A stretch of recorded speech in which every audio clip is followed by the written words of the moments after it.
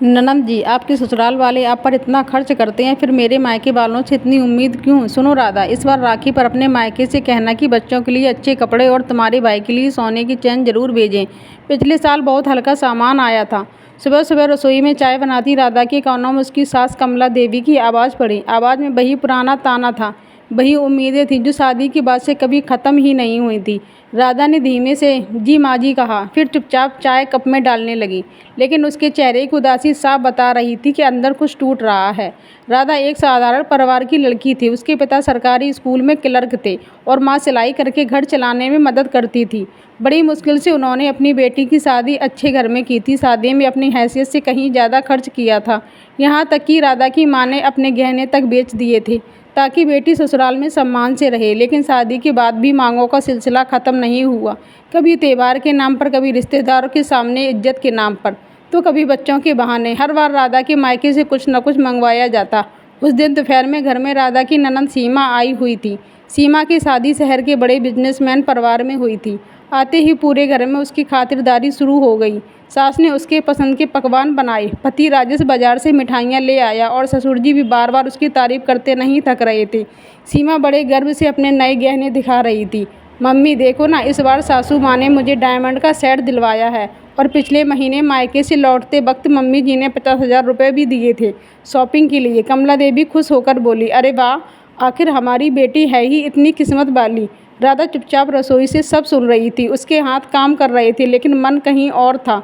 उसे याद आया कि पिछले महीने जब उसके पिता बीमार पड़े थे, तब वह मायके जाकर सिर्फ 2 दिन रहना चाहती थी, लेकिन घर में ऐसा माहौल बना दिया गया था जैसे उसने कोई बहुत बड़ी गलती कर दी हो। शाम को जब सब लोग बैठकर चाय पी रहे थे, तभी कमला देवी ने फिर बात छेड़ दी।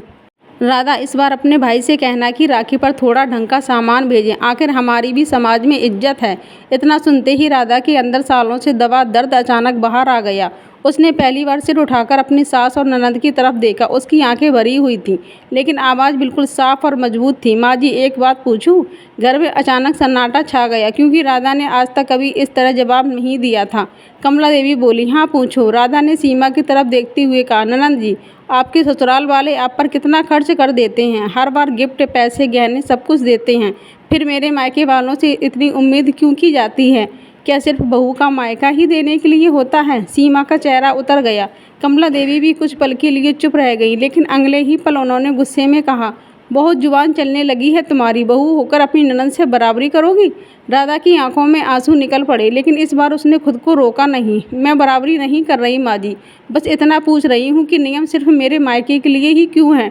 जब सीमा दीदी आती हैं तो आप लोग कहते हैं बेटी है, उसका सम्मान करो, उसे प्यार दो, लेकिन जब मैं अपने मायके जाती हूँ तो वहाँ से लौटते वक्त सामान की लिस्ट पकड़ाई जाती है।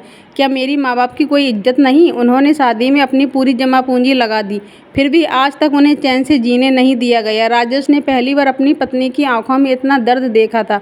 वह चुप बैठा रहा। शायद उसे भी एहसास हो रहा था कि कहीं ना कहीं राधा सही कह रही है। सीमा ने मोहाल संभालने के लिए कहा, अरे भाभी, इतना कौन सोचता है, ये तो बस रस्में होती हैं। राधा तुरंत बोली, रस्में सिर्फ बहू के मायके के लिए क्यों होती हैं दीदी? आपने कभी अपने ससुराल वालों को कहते सुना है कि मायके से इतना सामान लाओ? नहीं ना, क्योंकि वहाँ आपको बेटी माना जाता है, लेकिन यहाँ बहू को सिर्फ जिम्मेदारी समझा जाता है। घर में फिर सन्नाटा छा गया। उस रात राधा बहुत रोई। उसे लगा शायद उसने ज़्यादा बोल दिया, लेकिन उसके अंदर जो सालों का दर्द था वह बाहर आ चुका था। पहली बार उसे लगा कि उसने अपने माँ बाप के सम्मान के लिए आवाज़ उठाई है। अगले दिन सुबह उसके पिता का फ़ोन आया। आवाज़ कमज़ोर थी, बेटा, इस बार राखी पर ज़्यादा कुछ नहीं बेच पाएंगे, दवाइयों में बहुत खर्च हो गया। राधा की आंखें भर आईं।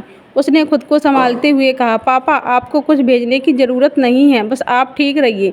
लेकिन तभी पीछे खड़ी कमला देवी ने उसकी बात सुन ली। कुछ पल तक चुप रहीं, फिर धीरे से अपने कमरे में चली गईं। उस दिन पहली बार कमला देवी देर तक अकेले बैठी रहीं। शायद उन्हें अपनी बेटी और बहू के बीच का फ़र्क समझ आने लगा था।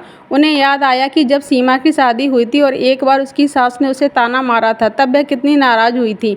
उन्होंने खुद जाकर अपनी बेटी का पक्ष लिया था। फिर वही दर्द वह अपनी बहू को सालों से क्यों दे रही थी? शाम को कमला देवी खुद राधा के कमरे में आई। राधा अलमारी में कपड़े रख रही थी। उसने सास को देखा तो चुप हो गई। कमला देवी कुछ पल तक उसे देखती रही, फिर धीमी आवाज़ में बोली, राधा, शायद हमसे गलती हुई। राधा ने हैरानी से उनकी तरफ देखा, क्योंकि उसने कभी नहीं सोचा था कि उनकी सास ऐसा कहेंगी। कमला देवी की आंखें नम थीं। जब बेटी पर खर्च होता है तो हमें गर्व होता है, लेकिन बहू के मायके से उम्मीदें रखते वक्त हमने कभी ये नहीं सोचा कि वहाँ भी माँ बाप होते हैं, उनकी भी सीमाएं होती हैं। शायद हम समाज की पुरानी सोच में इतने उलझ गए कि इंसानियत भूल गए। राधा की आंखों से आंसू बह निकले। इतने सालों से पहली बार उसकी सास ने उसके दर्द को समझा था। उसी समय सीमा भी कमरे में आ गई। वह धीरे से बोली, भाभी, कल आपने जो कहा वो पूरी रात मेरे दिमाग में घूमता रहा। सच कहूँ तो मैंने कभी इस नज़र से सोचा ही नहीं था।